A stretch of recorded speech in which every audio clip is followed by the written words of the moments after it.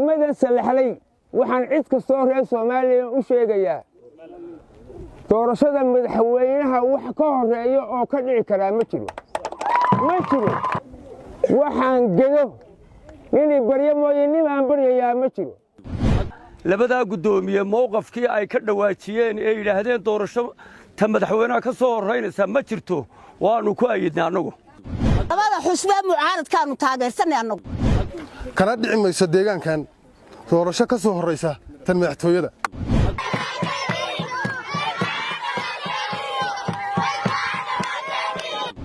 halkan oday koofeed loo galiyay meehi oday cumaamad ka soo wadana meehi xildhibaan ka soo baxay xildhibaankii koobaad ee xisbiga kulmiye ka soo baxay baanay 13 sanadoodna maayir baan ka ahay amba maayir ku xigeen nin dadkiisa iyo ummadiisaba hor socdaanay oo dhex socda oo hareer socda degmada Salaxley waxaan cid kastoo reer Soomaaliya u sheegayaa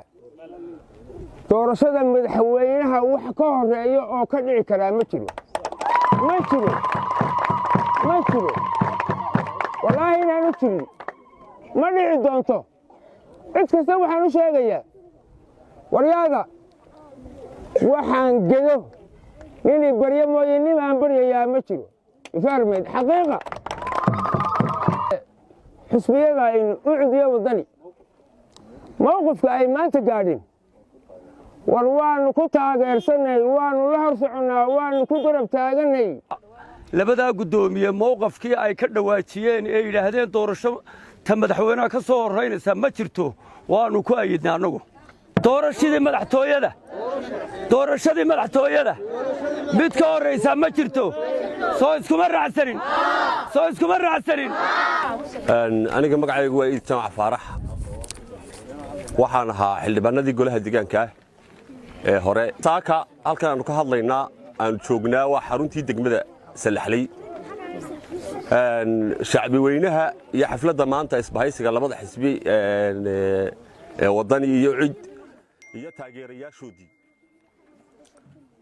annaga oo matalayna magaca degmada Salaxley annaga iyo shacbi weynuhuba waxa aanu taageersanahay oonu isku raacsanahay mowqifka labada xisbi macaarid ama isbahaysiga labada xusba mucaaradkaanu taageersanay anagu reer Salaxley anagoo ah inaanu labadii xisbi qaran aankooda ayaanu taageersanahay dadkan aad arkaysaa waa dadkii reer Salaxley ee taageerada labada xisbi macaarid taageerada labada xisbi macaaridna wax la qarin karo ama la yasi karo oo la yareysan karo ma aha kana dhici mayso deegaankan doorasho ka soo horeysa tan madaxtooyada